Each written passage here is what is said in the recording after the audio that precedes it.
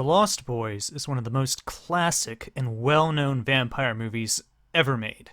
It is also what I feel to be the first representation of the modern vampire. The tagline of the movie says everything you need to know about these vampires. Sleep all day, party all night. Never grow old, never die. It's fun to be a vampire.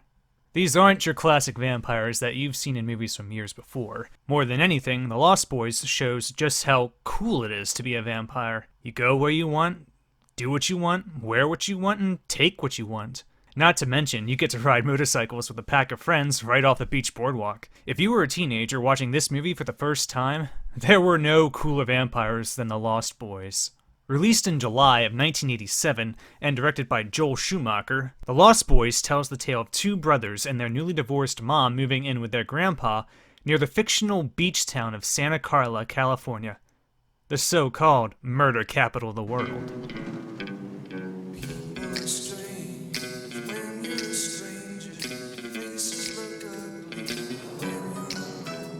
The older brother Michael, played by Jason Patric, soon becomes smitten with the beautiful Star, played by Jamie Gertz. Star just so happens to be a part of the local boardwalk motorcycle gang, led by David, played by Kiefer Sutherland, and Michael soon finds himself embroiled with the antics of the boys, as they make plans to initiate him into their club. Unknown to Michael, though, it just so happens to be a club of vampires. Be one of us. Meanwhile, Michael's younger brother Sam, played by Corey Haim, befriends two local comic book geeks named the Frog Brothers, played by Corey Feldman and Jameson Newlander, who try to warn him about the vampires, and that his brother is in danger of becoming one of them. You like this one, Mr. Phoenix? It could save your life. Michael and Sam's mom, played by Diane Wiest, also starts a relationship with the mysterious Max, played by Edward Herrmann, who may have a history with the gang of vampires. While Sam and the Frog Brothers' hunting of the vampires drive the plot forward through most of the final act, it is our first interactions with the Lost Boys that really make the film memorable and the classic that it has become. When a security guard kicks them off the merry-go-round at the start of the movie, the vampires retaliate by attacking and feasting on him later when he's alone.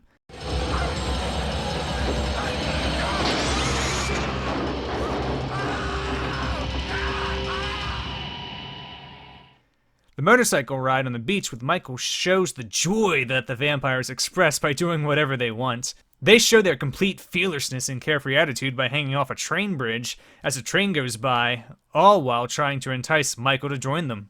The most iconic scene has to be when they first take Michael to their underground lair, where they offer Michael to join in on having some Chinese food. David then plays some vampire mind games with Michael by making him believe that he's eating maggots instead of rice and worms instead of noodles. How are those maggots? Maggots, Michael. You're eating maggots. How do they taste?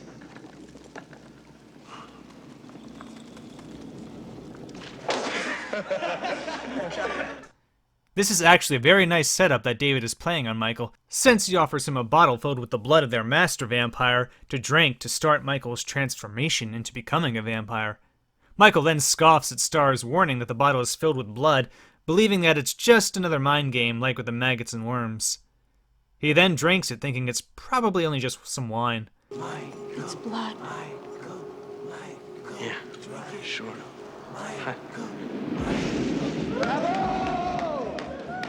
This whole scene is absolutely great and gets referenced many other times in other media, most notably recently in the 2014 vampire movie What We Do in the Shadows. Please, Nick, eat some biscotti. I didn't realize you enjoyed eating worms, Nick. No. They are worms. There's worms wiggling around in my plate. It's worm-like, but not actually worm. We stole that idea from the Lost Boys. The design of the Lost Boys is also a great influence for future vampire characters and stories. The distinct monstrous brow over their eyes that they develop when they transform their faces right before they feed is a technique also used again most notably in the movie From Dusk Till Dawn and the Buffy the Vampire Slayer television series. The popular bleach blonde trench coat wearing bad boy vampire Spike from the Buffy series is also quite clearly highly influenced by the character of David from the Lost Boys. Spike was created in the 90s though, so that glorious mullet that David had was left back in the 80s, where it probably most belongs. The Lost Boys also has one of the best movie soundtracks ever. The signature song of the movie, titled Cry Little Sister, has been covered by many different artists and sets the perfect mood for the entire movie, starting with the opening title, and then later with Michael and Starr's sexy love scene.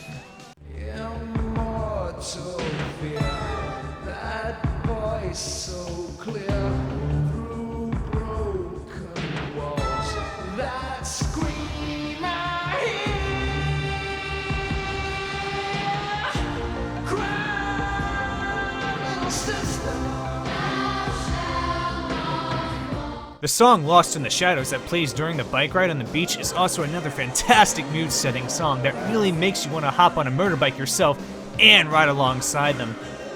Also, no mention of this movie's soundtrack can go without the truly iconic 80s performance on the beach of I Still Believe by Tim Capello, who will forever be known to fans as the shirtless, greased-up, muscled sax guy.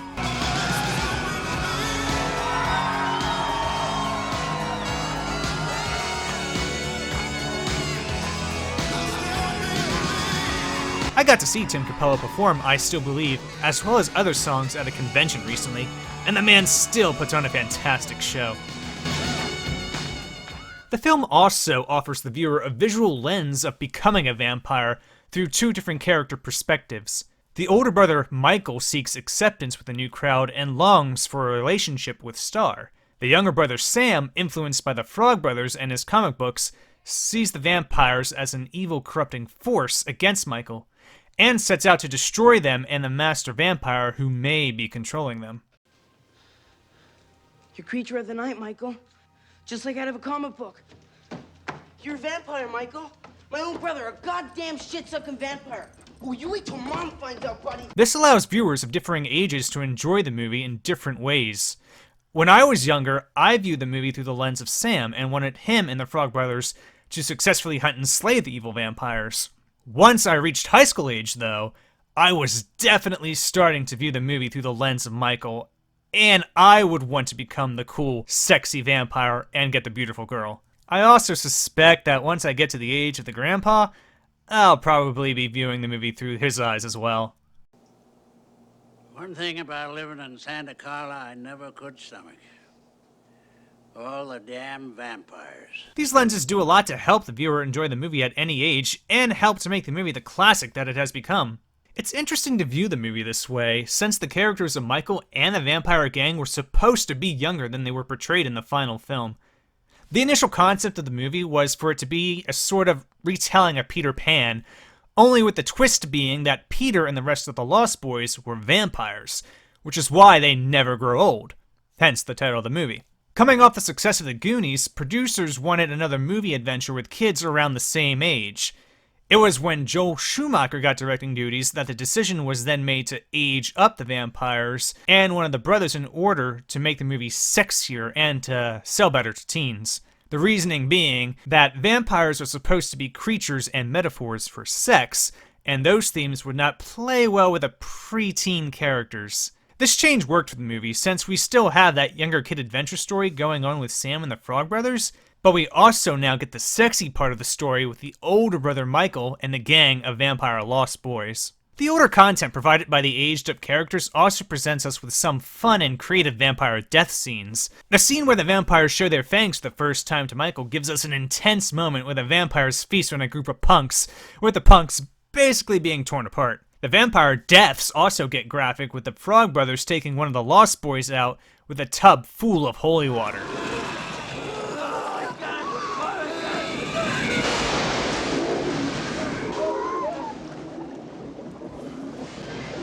The most iconic death, though, without a doubt, is the death by stereo sequence. It is a moment and line so iconic that it has even inspired a song written about it.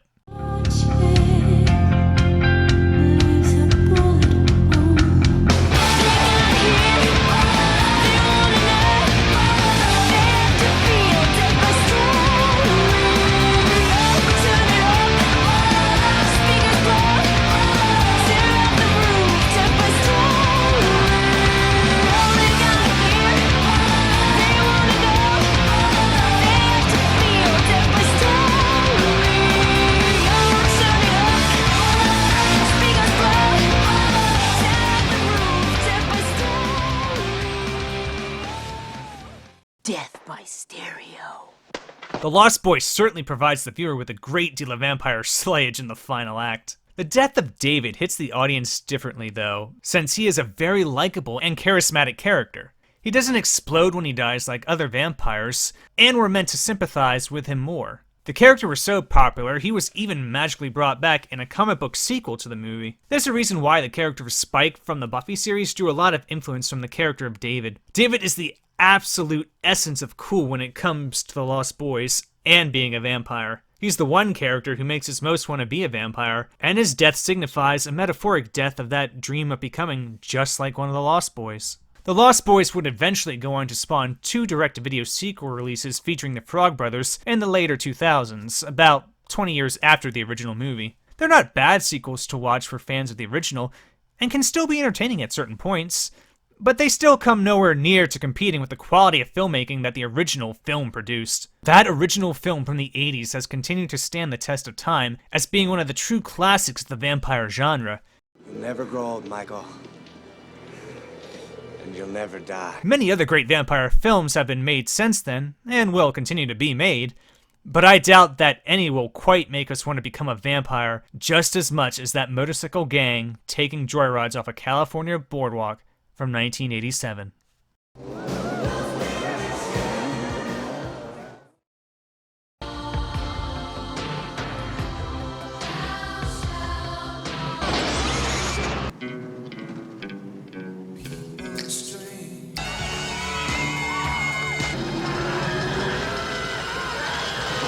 How far are you willing to go, Michael?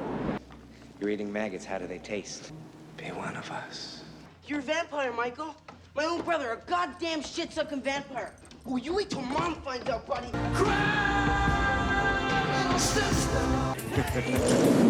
You'll never grow old, Michael. And you'll never die.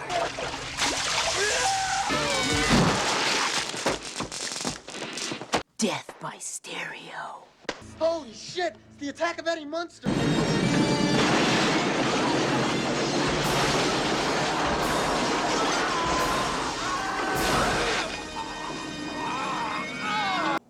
One thing about living in Santa Carla I never could stomach. All the damn vampires.